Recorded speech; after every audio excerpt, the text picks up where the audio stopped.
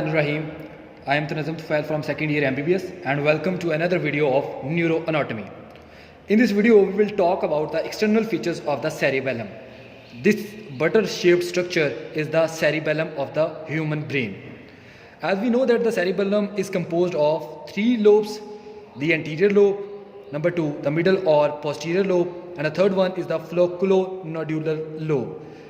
And in between these lobes we have also three fissures: the primary fissure, second one is the horizontal fissure, and the last one is the uvulonodular fissure. We will see these lobes and fissures on this butter-shaped structure which is the cerebellum.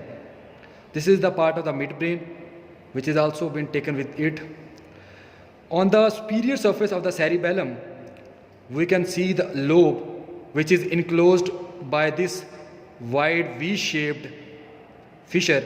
This lobe is known as the anterior lobe of the cerebellum, and this wide V-shaped or U-shaped fissure is known as the primary fissure. And below this primary fissure the middle or posterior lobe starts, which continue backward and continues on the inferior surface of the cerebellum as well. The junction between the superior and inferior surfaces of the cerebellum is indicated by this horizontal fissure. This is the horizontal fissure which separates the superior surface from the inferior surface. On the inferior surface of the cerebellum, this whole part is the posterior or middle lobe of the cerebellum, and this part, this nodule and this flocculus, this constitute the flocculonodular lobe of the cerebellum, which is separated from the posterior lobe by this uvulonodular fissure.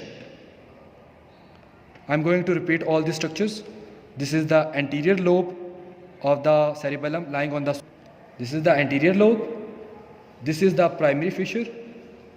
This is the posterior or middle lobe continuing on the inferior surface, and the junction between the superior and inferior surfaces is indicated by this horizontal fissure, and this is the flocculonodular lobe separated from posterior lobe by the uvulonodular fissure.